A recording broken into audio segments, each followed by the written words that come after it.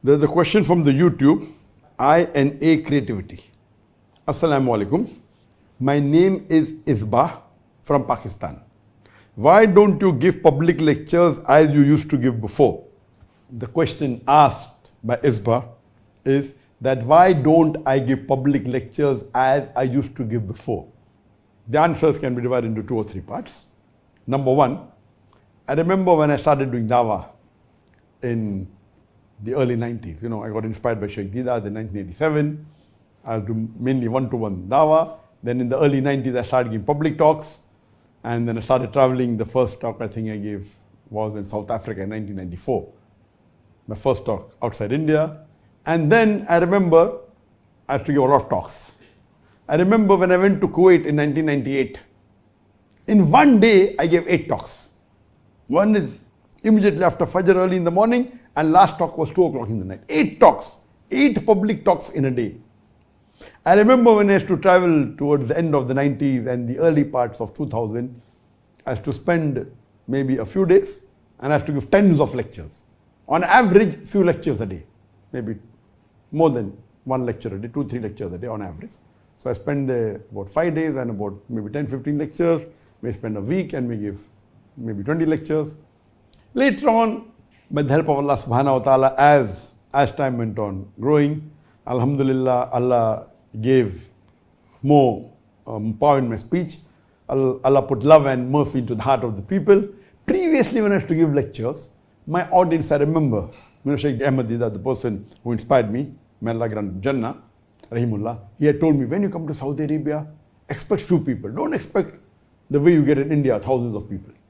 And the first talk I gave in Saudi Arabia, it was in 1996, if I'm not mistaken. My first talk in Jeddah, I was expecting maybe 10-15 people, and mashallah, more than 1,000 people came. So Allah has blessed that initially when it started only the numbers were in thousands. Okay, Western countries were initially few hundred, then into thousands. But as Allah subhanahu wa ta'ala kept on putting love of me into the hearts of the Muslims and even many of the non-Muslims, then the strategy changed, and maybe in the year 2010 onward, etc., I preferred giving few lectures with larger audiences. And that's how my talks became few, but the numbers became large. And then we were more involved in the media. We used to record the programs and see to it that many people used to watch. So that's how most of the talks abroad, used to have large gathering. Maybe if you see from the year 2010 to 2016, we had to travel a lot. The audiences abroad were 5,000, 10,000, 20,000, 50,000, large gatherings. In India, it was 100,000, 200,000, 500,000, 1 million. So few lectures, larger audience. If you count the number of people in public talks, every year increased. Means if I went to a city and spent 5 days and gave maybe 15 talks, or spent 2 weeks and gave 20 talks. Now I go to a country, I give talks only on the weekends. But the number of people coming for the talks, for those 2 talks, are much more than 10 talks put together. That's number one. But that's not the only thing. We also record this on the media, and when it goes on the social media, people watch to a larger number on social media and on the satellite channel. So when we started the satellite channel in 2006, our main focus was see to it that programs on the satellite channels are good. So my talks became less, but the reach became more. Now the satellite in 2016, Peace TV English alone had 100 million viewers. Then Urdu, mashallah, had 80 million viewers. Bangla had 50 million viewers. Chinese had 20 million viewers. Now the viewership has a little bit declined. So previously it was about 250 million all put together. Now it may have reduced to maybe 200 million all put together. Because more people are watching social media, but the television yet has its advantage. So now because of social media, we are coming on the social media. The Facebook is there. Now my Facebook has 23.9 million, mashallah, subscribers. The YouTube has 3.89 million subscribers, and the Instagram, so on and so forth. So in terms of lectures, I do agree with you. Public lectures, I do agree. It has reduced. And, because of the onslaught of the Indian government 2016, after that, 2016, I only started traveling to countries which are more friendly to Muslims, as well as those countries which I know doesn't have good hold of India. As you know that because of the onslaught of the Indian government, the BJP government, Narendra Modi had to do hijrah in 2016 from India to Malaysia. After I did hijrah, of course the Indian government was after me. So after 2016, whenever I traveled to any country, whether Muslim or non-Muslim country, I did not travel to the country until I had invitation from the head of state or the home minister.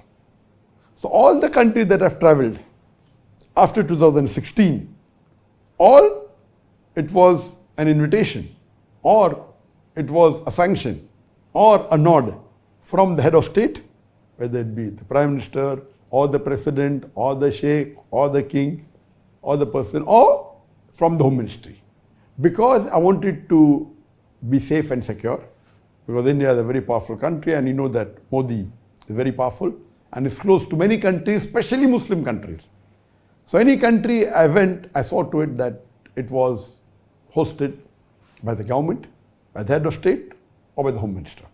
So that's the reason after 2016, one of the reasons that the countries where I used to travel before without this condition, I stopped going. The invitations are yet coming. Anyone invites me, I say, if you give me the invitation from the head of state or from the home minister, I'll come. I remember in 2020, April, I was invited a couple of months, I think in January 2020, I was invited. There's going to be a program in April in Canada where Justin Trudeau, who is the president of the Prime Minister of Canada, he was going to be the chief guest. I was called as a guest of honor, and the Muslim MP was invited and accepted that because it was through the government and indirectly the head of state of Canada was there. But unfortunately because of COVID, the program was cancelled. So one thing that in between, okay, in 2016 I traveled to many countries, 17 I traveled, but during the span, when I came and I migrated to Malaysia, I was here for 1 year rest and then I started traveling again, but then COVID came. So in 2020 and 21, I did not travel because of COVID. But one thing good that happened is I started this session as Dr. Zakir. In 2020, I remember in Ramadan, it was in April, the lockdown came in March, and I said, okay, now I cannot travel, all the programs have been cancelled, there was no talk, not in Malaysia, not outside, what to do? And I like giving talks. So we started this as Dr. Zakir, and that time when we started in Ramzan, in April 2020, I used to give twice a week. But then I realized that giving twice a week, reading the questions, we thought it would be easy, only the talk and maybe a couple of hours of preparation and giving the talk. We realized that average in a week, 20,000 questions started coming.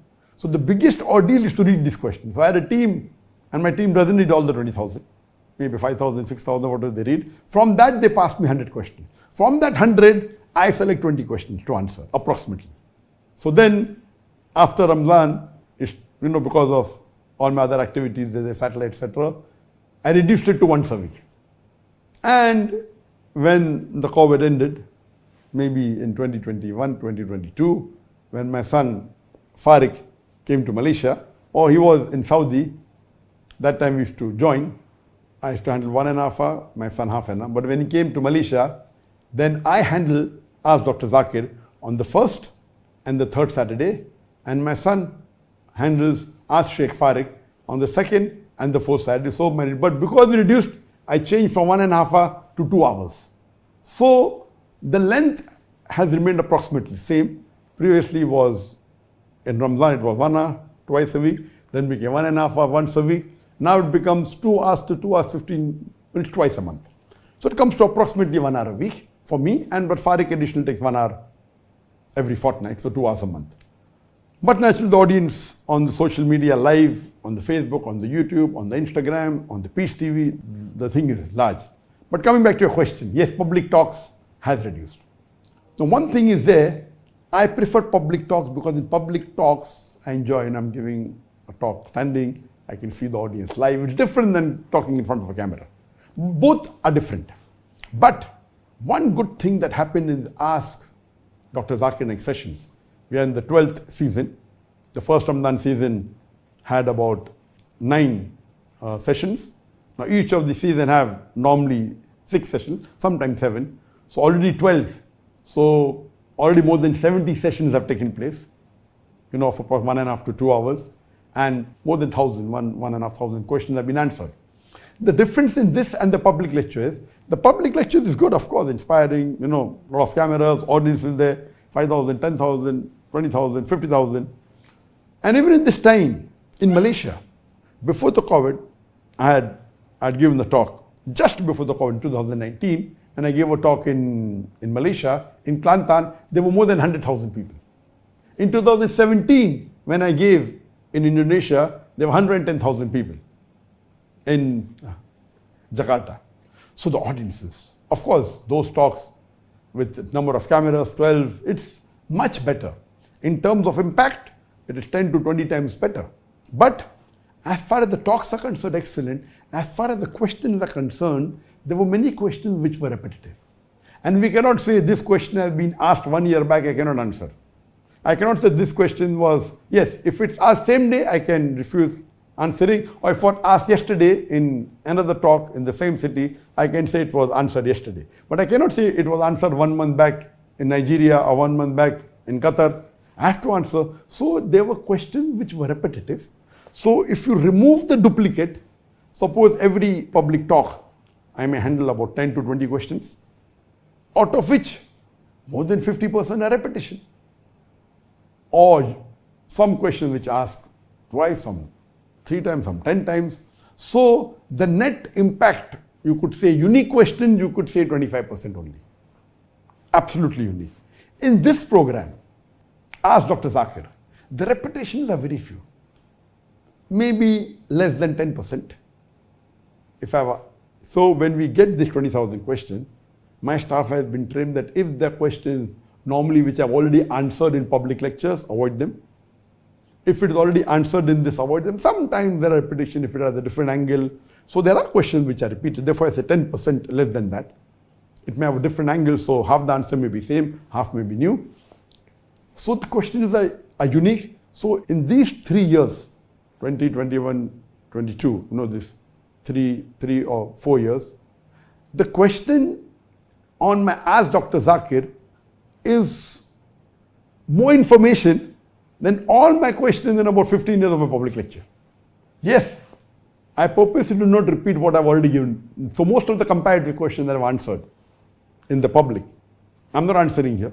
Most of the common questions, it's being asked, but I'm not selecting it. So the difference in this is that which is more beneficial for the Ummah. So I feel that this question answer session, of course the impact of the audience is far better. I personally love it more. I like the audience, I get the live feel. But the benefit for the Ummah is that this question answer session has its own impact. The talk has its own impact. But the second part of the talk with the question answer session, this is better. So I feel both are required. That's the reason I have given my editors more weightage for editing the question answer session. They asked Dr. Zakir. So both has, of course, the impact of a public lecture with the audience, with the jimmy jib. This is only with 3 cameras. That is the 10, 15, 20 cameras. And now, coming to your question again, that there was a gap for about 2 years, and when it restarted, I remember the first talk I gave was in 2022 in Malaysia in Perlis. It was the first public lecture allowed in Malaysia after the restrictions of COVID, and there the authorities put a restriction not more than 1,000 people. So 1,000 people came. It was Dr. Zakir history, Dr. Zakir Naiks story, from Bombay to Hijrah to Malaysia, and it was a 2.5 hours lecture. Now the situation is that when I started sending the request, I will only accept an invitation if it's from head of state. In this year, 2024, I got invitation from about 14 countries. Normally for public lectures in 2016, 2015, I normally accept invitations, pure public lectures, about 3 or 4. 3 or 4 countries, and in the Gulf country. Gulf country was common. Going to Dubai, going to Saudi, going to Qatar was common. So besides these 3 countries where I have to go repetitive every year, additional maybe 3 countries. Now in this year, I received invitation from 12 to 14 countries fulfilling this criteria. So I decided, okay, I will go to at least 8 countries this year. So because of that, mashallah, we recently, just a couple of months back, we purchased the best of cameras. You know, when we used to travel before to any country abroad, we used to travel with a crew of about 50 to 55 people crew with me and my family. About 60 people used to travel. So when we went to Gambia, we went to Nigeria at that time, you know, so crew used to go along. So at that time we used to travel with 14 cameras. This time we purchased again the best cameras that's available in the world. Just a couple of months back, we purchased the Sony Venice 2, which is 8.6K, and we purchased the original lens, which is the best lens in the world. What we did that we purchased the 7 high quality best cameras in the world, and we are continuing with these cameras that we're recording. These are the FX9, which are cinematic cameras but of a lower end. So we'll do the recording with 10 cameras, and we decided to travel with about 15, 20 people. Previously it was 50 to 60 people. Now we decided we will make the crew a bit less, so 20 people. And because we accepted the invitation, that's the reason this Ask Dr. Zakir did not happen for the last 6 months. I was away. But naturally there was Ramadan in it, there was Hajj, not only lectures. But even now I was supposed to travel to an African country, but because there was some problem and riots, that got postponed. And inshallah, it will again start from September, October, November, December, again I'll be traveling. And when I travel, Ask Dr. Zakir Naiks doesn't take place because we're busy with there. So both has its pros and cons. Allah knows best. He had the Ask Dr. Zakir Naiks, you know, for about 3 years. And then it reduced, it's yet continuing. Now inshallah, from this year onwards, from 2024, there'll be more public lectures. And inshallah, I hope it will benefit for the Ummah, it will benefit me in this world and also in the Akhirah. So the public lectures, inshallah, will not be the same as before in the 90s and 2000s, but inshallah go back to what we used to do in 2013, 14, 15, 16, where travel at least to 4 or 5 countries and have large audience. And we pray to Allah subhanahu wa ta'ala that now the audiences will be larger, there are new topics that have come. So the matter in terms of available to the public on the social media, on the video, on the satellite has increased multiple times more. In terms of duration, it may be similar, but in terms of uniqueness, it is more. And I also spend time in doing more research. That if these questions are asked, the selection takes a lot of time, reading takes a lot of time, and then selecting is main thing. And then we are more selecting those questions which are suppose asked by atheists against Islam, asked by those people who, while posing to Muslims, they can get deviated. So it has its own benefit. That's the reason I enjoy this session of Ask Dr. Zakir, but I also miss the program. Now what I miss, one thing wasn't asked by you, which I'm missing more, it is the peace conferences. The peace conference is something what I miss the most since I've left India, especially Bombay. The thing that I miss the most, besides my family, that's my parents and brothers and sisters, the thing that I really missed in terms of dawah is the peace conference. Other things, alhamdulillah. But the peace conference, the way we used to have in Bombay, you know, we had for many years, and the audiences used to be in hundreds of thousands in one sitting, over 10 years, about 1 million people, you know, the audiences coming in large numbers, more than 30 speakers coming from different parts of the world. This we missed. And I was hoping to have this, and I spoke to a few people about which is the best place to have it, you know, which country would be the best. And unfortunately, most of the Muslim countries may not like having such large audiences and large number of speakers coming, but there's good news for you. Inshallah, after 6 months, in January, that is in the last week of January, from the 24th, 25th, 26th, for 3 days, Friday, Saturday, Sunday, 2025, we'll be having not the same level of the peace conference what we used to have in Bombay, but we'll be having the Pearl Sunnah Convention This year, there were 6 speakers, and I spoke to the Mufti and the authorities, and they agreed this time they'll have 18 speakers. It's going to be for 3 days, and 18 speakers, international speakers, most of them who come on Peace TV will be there. It will be for 3 days. It will not be the same large audience, but at least the speakers will be together.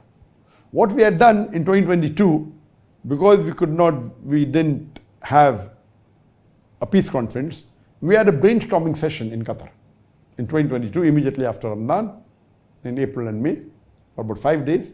And we had the top duats, 14, coming and discussing about the various aspects. And this time we'll be having the Pearl Sunnah Convention after 6 months in January 2025. And inshallah, it may not have that large audience, but we expect at least 10,000 people to attend this convention. So the peace conferences that are there were large number of audiences that used to have, unlike any other conferences, it will be the largest in the world. Inshallah, Allah will make it possible that we'll have these large conventions and conferences very soon. Inshallah, in the coming years, we'll have bigger conferences with large number of duats. See to it that the entry is free, absolutely free, so more number of people can benefit from it. And I pray to Allah subhanahu wa ta'ala, may He make us instrumental in spreading the deen.